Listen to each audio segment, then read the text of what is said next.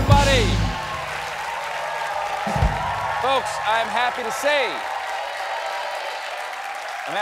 that my guest tonight is CBS's chief political analyst and the incoming co-anchor of the CBS Evening News. Please welcome back to The Late Show, Mr. John Dickerson.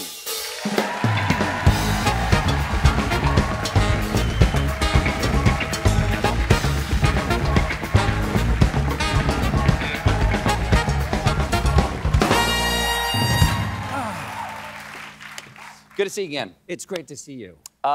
You know me, I'm a company guy. Yes. I was watching CBS all night last night, up to a certain point when I conked out. You didn't, though. How late were you up?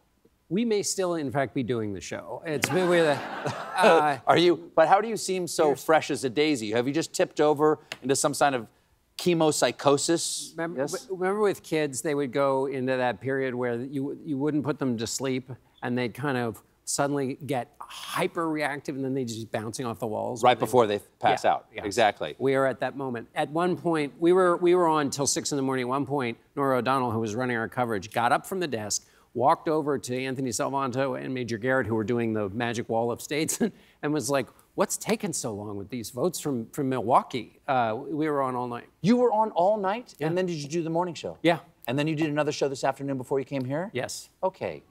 Okay. Thank you. Okay. So you were there at the panel of endless pundits. Thought. And you had your computer there in front of you. You were always checking your little iPad there.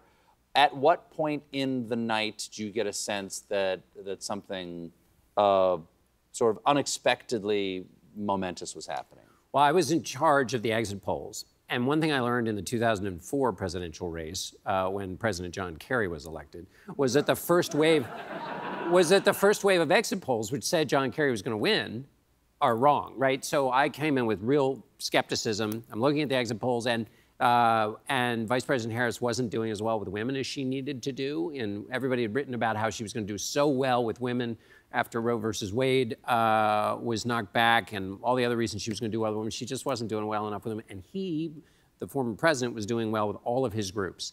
And then I saw Latino voters, and he was doing much better than he'd done before. And then everywhere he was doing just a little bit better, and she was doing less. She won women by 10 points. That wasn't as much as she got 53% of women. Biden got 57.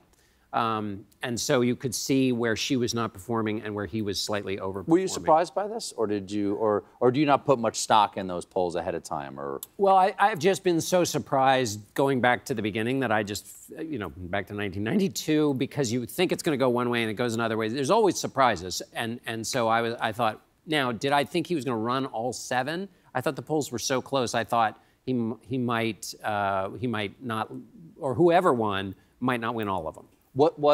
How close were the polls? Because, quite famously, all the polls and the aggregate polls were saying it's a dead even tie.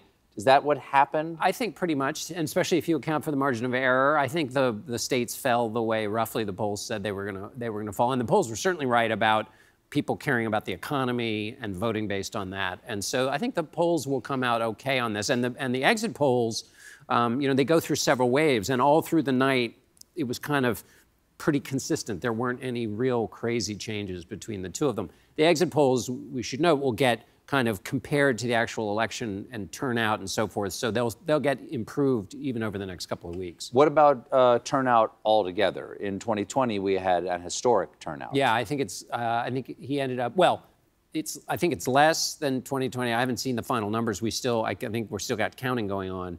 The most important thing with the turnout related is that Donald Trump, in what was a historic and extraordinary victory, also won the popular vote, which is just a kind of extra level of affirmation for him and for his policies and his party that he didn't get, obviously, in the last elections. Well, right about now, 4 years ago, you were on CBS News responding to a press conference that Donald Trump had, basically saying that we should stop the counting, no more counting. I won. These massive dumps came in the middle of the night in Pennsylvania, and it's not fair, and they're cheating. And you said afterwards, if the Republicans do not respond immediately to this, to shut this down, the beginning of the big lie, that was the very the acorn of it at the time. You said they will be burning the Democratic furniture, which was a metaphor that we've returned to many times on the show, and I know you talk about a lot.